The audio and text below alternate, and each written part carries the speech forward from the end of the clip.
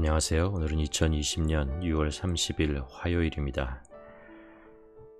요즘 참 비가 많이 내리네요. 오늘 아침에도 계속 비가 내리고 있는데, 그래서 그런지 풀들과 나뭇잎들은 정말 예년에 볼 수 없을 정도로 싱싱하고 파란 색깔을 띠고 있습니다. 우리의 영혼도 정말 하나님의 은혜의 단비가 가득하기를 간절히 소원합니다. 매일매일 내리기를 간절히 소원하고, 그래서 우리의 영혼도 매일매일 또 새롭게 또 주님의 모습으로 변해가는 우리 모두가 되었으면 합니다. 오늘 함께 나눌 하나님의 말씀, 이사야서 22장 1절에서 11절입니다. 이사야서 22장 1절에서 11절, 환상의 골짜기에 관한 경고라 라고 시작하는 말씀인데요. 이 환상의 골짜기는 예루살렘을 얘기하죠. 이사야서 22장 1절입니다. 환상의 골짜기에 관한 경고라. 내가 지붕에 올랐음은 어찌함인고, 소란하며 떠들던 성, 즐거워하던 고을이여, 너의 죽임을 당한 자들은 칼에 죽은 것도 아니요 전쟁에 사망한 것도 아니라, 너의 관원들도 다 함께 도망하였다가 활을 버리고 결박을 당하였고, 너의 멀리 도망한 자들도 발견되어 다 함께 결박을 당하였도다. 그러므로 내가 말하노니 돌이켜 나를 보지 말지어다. 나는 슬피 통곡하겠노라. 내 딸 백성이 패망하였으므로 말미암아 나를 위로하려고 힘쓰지 말지니라. 환상의 골짜기에 주 만군의 여호와로부터 이르는 소란과 발핌과 혼란의 날이여, 성벽의 무너뜨림과 산악에 사무쳐 부르짖는 소리로다. 엘람 사람은 화살통을 메었고, 병거탄 자와 마병이 함께 하였고, 기르 사람은 방패를 드러냈으니, 병거는 내 아름다운 골짜기에 가득하였고, 마병은 성문에 정렬되었도다. 그가 유다에게 덮였던 것을 벗김에, 그날에야 내가 숲을 곡간의 병기를 바라보았고, 너희가 다윗성에 무너진 곳이 많은 것도 보여 너희가 아랫못에 물도 모으며, 또 예루살렘의 가옥을 계수하며 그 가옥을 흘러 성벽을 견고하게 하며, 너희가 또 옛 못의 물을 위하여 두 성벽 사이에 저수지를 만들었느니라. 그러나 너희가 이를 행하신 이를 앙망하지 아니하고, 이 일을 옛적부터 경영하실 이를 공경하지 아니하였느니라.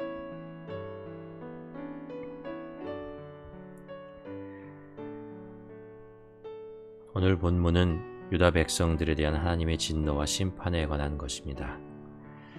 유다는 하나님의 택함을 받은 선민인데 왜 심판을 당해야 할까요? 오늘 본문은 이들 뒷면에 숨어 있었던 영적인 어리석음에 대한 이야기를 우리에게 전해주고 있습니다. 오늘 본문의 역사적 배경은 기원전 701년경입니다. 유다는 아수르의 공격을 받았습니다. 우리가 잘 아는 대로 아수르는 기원전 722년에 북이스라엘을 멸망시킵니다. 강력한 군사력을 가진 아수르는 이집트에 대한 패권을 가지기 위하여 남으로 내려가다가 먼저 만난 북이스라엘을 무너뜨립니다. 그 후에 호시탐탐 기회를 노리다가 유다를 침략하게 됩니다. 강력한 제국 아수르의 침략을 유다로서는 감당할 재간이 없었습니다. 아수르 군대는 예루살렘 성을 에워싸고 하나님을 조롱합니다. 히스기야에게 하나님을 조롱하는 글을 보내 하나님을 조롱합니다. 하지만 유다는 힘이 없어서 어떤 일도 할 수가 없었습니다. 다만 히스기야 왕은 편지를 하나님의 제단에 펴놓고 울 수밖에 없었습니다. 하나님, 눈을 떠서 보시옵소서. 하나님, 귀를 열어 저들의 소리를 들으시옵소서. 하나님께서 저들을 멸절하여 주셔서 하나님의 권위가 설 것입니다. 히스기야는 그저 하나님 앞에 통곡할 수밖에 없었습니다. 히스기야는 또한 이사야 선지자에게 사람을 보내어 기도해 달라고 부탁합니다. 그리고 앞으로 이 일에 대하여 어떻게 될지 하나님의 뜻을 물었습니다. 하나님께서는 이사야에게 말씀을 주셨습니다.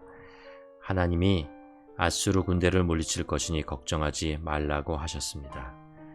하나님의 말씀대로 예루살렘 성전을 둘러싸고 있었던 아수르 군대가 하루아침에 18만 5천 명이 갑자기 죽어버리는 사건이 발생합니다. 말로 설명할 수 없는 그런 사건이었습니다. 유다 군대는 아무 일도 하지 않았는데 하나님의 군대가 하룻밤 사이에 18만 5천 명을 죽인 것입니다. 아수르 군대는 뒤숭숭해졌고 본국으로 돌아가고 말입니다. 이 전쟁은 남유다 역사에서 길이 남을 정말 큰 전쟁이었습니다. 강력한 아수르를 유다가 물리쳤던 정말 놀라운 사건이었고 또 영원히 잊지 못할 그런 귀중한 사건이었습니다.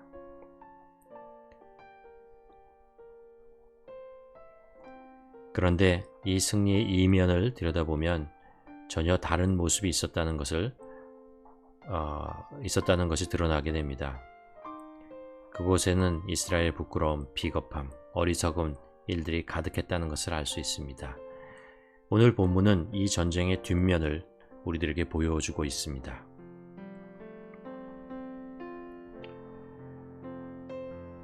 첫 번째로 아수르가 남유다를 쳐들어와 예루살렘으로 오고 있다는 소문만을 듣고 이미 이스라엘의 백성들과 지도자들이 두려움과 공포에 떨며 마음이 다 무너져 버렸습니다.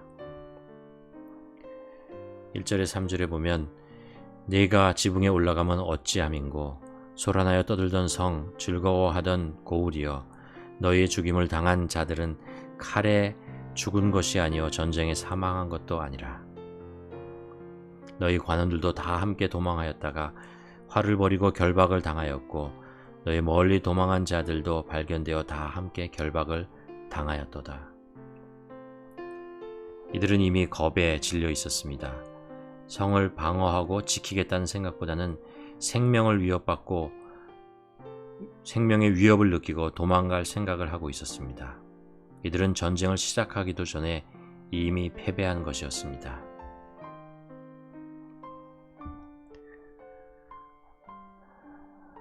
여러 번 우리가 말씀을 통해서 배우지만 믿음의 반대말은 두려움입니다. 왜냐하면 하나님을 믿지 않으면, 다른 표현으로 하나님을 경외하지 않으면 세상을 두려워하게 되기 때문입니다. 그리고 인간은 세상이 두려워하는 대상을 의지하고 복종할 수밖에 없습니다. 고개를 숙이고 그 대상에게 모든 것을 맡기게 됩니다. 빼앗기게 되는 거죠. 이것이 영적인 믿음의 원리입니다. 이스라엘 백성들은 전쟁도 하기 전에 이미 두려움에 떨었습니다. 왜였을까요? 하나님에 대한 믿음이 없었기 때문이죠. 그러니까 세상에서 들려오는 소문, 전쟁의 소문을 두려워하고 마음을 빼앗기고 공포에 떨고 있었던 것입니다. 두 번째로 이들이 전쟁을 대비하지 않고 위기를 맞이하고 나서야 급하게 전쟁 준비를 하는 것이 전부였다는 것을 오늘 본문을 통해서 우리가 알 수 있습니다. 8절에서 11절에 보면 이들이 그가 유다에게 덮였던 것을 벗김에, 다시 말해 예루살렘 성이 아수르 군대의 포위가 되고 나서야, 그날에서야 내가 숲을 곳간의 병기를 바라보았고 너희가 다윗성에 무너진 곳이 많은 것도 보며 너희가 아랫못에 물도 모으고 또 우리 예루살렘의 가옥을 개수하며 그 가옥을 헐어 성벽을 견고하게도 하며 내가 또 옛 모세의 물을 위하여 두 성벽 사이에 저수지를 만들었느니라.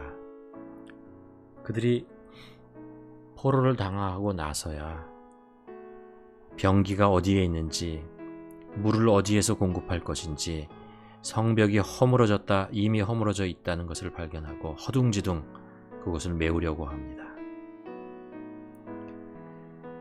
이미 몇 년 전에 북이스라엘이 아수르에게 멸망하는 것을 목격했고 그 다음 차례는 남유다라는 것이 자명했는데 그들은 제대로 전쟁을 준비하지 않고 있었습니다.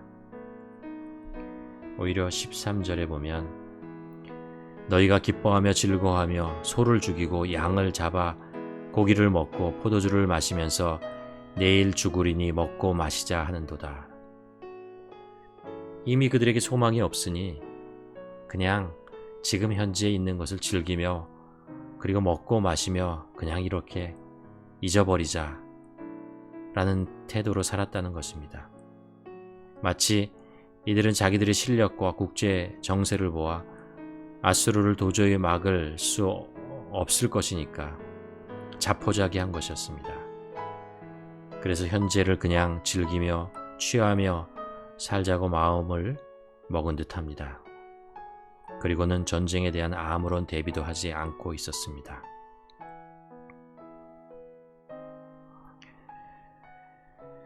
우리나라 역사에서도 대비하지 않고 있다가 임진왜란을 맞았고 6.25 전쟁을 당하며 속수무책으로 무너져 갔던 것을 우리가 봅니다.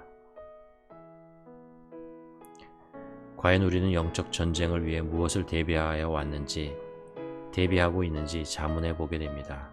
혹시 편안하다, 평안하다, 안전하다, 안전하다 하고 자기 최면을 걸며 살고 있는 것은 아닌지, 영적으로 깨어있고 준비하고 그러고 오늘을 내가 살고 있는지. 우리는 캐나다에 살고 있으니까 괜찮을 거야. 우리의 신앙은 괜찮을 거야.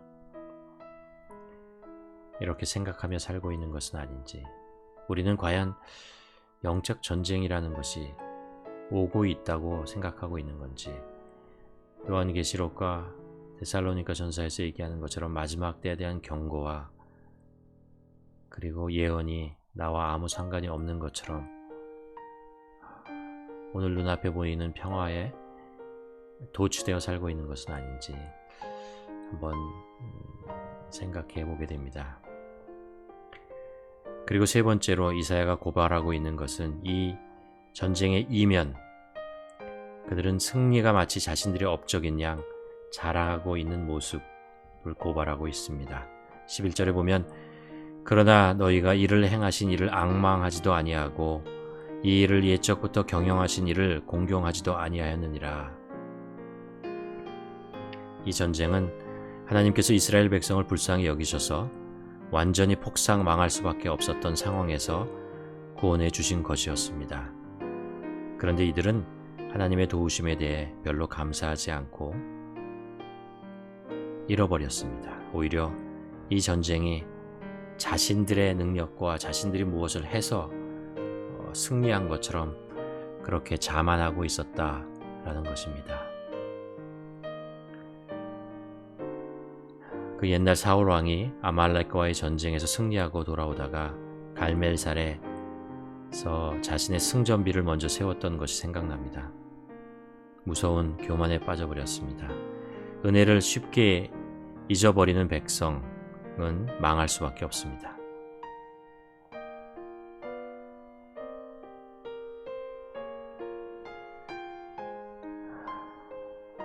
모든 것에는 앞면과 뒷면이 있는 것 같습니다. 겉으로 드러난 부분이 있고 뒤에 숨겨져 잘 보이지 않는 부분도 있습니다.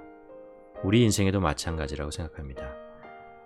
페이스북처럼 앞면만 드러내는 삶이 아니고 우리의 뒷면, 내면, 숨겨진 부분도 늘 돌아보고 반성하고 또 그것으로부터 정결하고 단단하게 속사람을 살피는 것이 중요하다고 봅니다.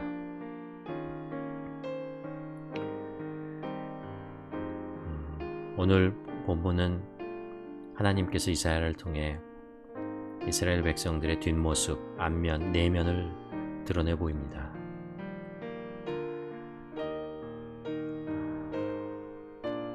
오늘 본문을 통해서 그런 나 자신의 속사람, 뒷면, 늘 돌아보게 만듭니다. 지금까지 지내온 것 주님의 은혜라고 찬양하며 노래하며 살아가지만 사실 혹시 나를 드러내고 싶은 마음이 있는 것은 아닌지, 내 안에 영적인 게으름, 영적인 교만함, 영적인 두려움, 그런 것을 가지고 살아가고 있는 것은 아닌지, 그리고 그런 모습들을 잊어버리려고 하고 외면하고 회개하지 않고 살아가고 있는 것은 아닌지, 이 시간 말씀을 통해서 우리의 겉모양이 아니고 우리의 손모양, 우리의 뒷모양을 한번 우리의 삶을 돌아보는, 우리의 생활을 돌아보는 시간을 좀 갖기를 원합니다.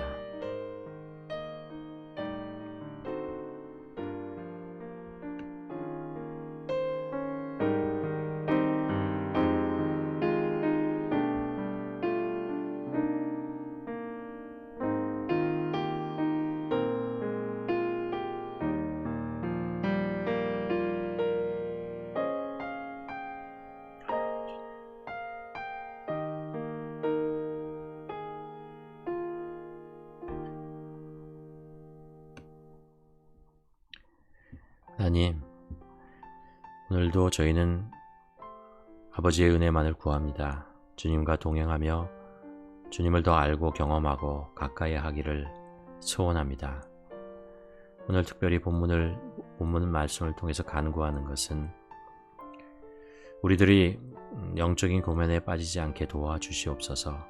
하나님의 은혜와 도우심으로 얻은 것을 나의 업적인 양 자랑하지 않게 하시고 하나님의 이름만을 높이며 즐거워하게 하여 주시옵소서.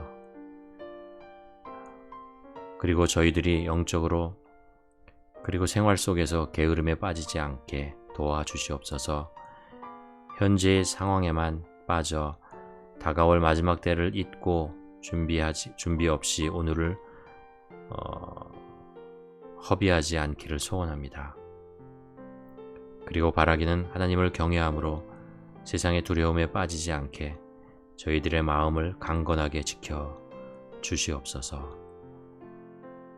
예수님의 이름으로 기도합니다. 그렇습니다.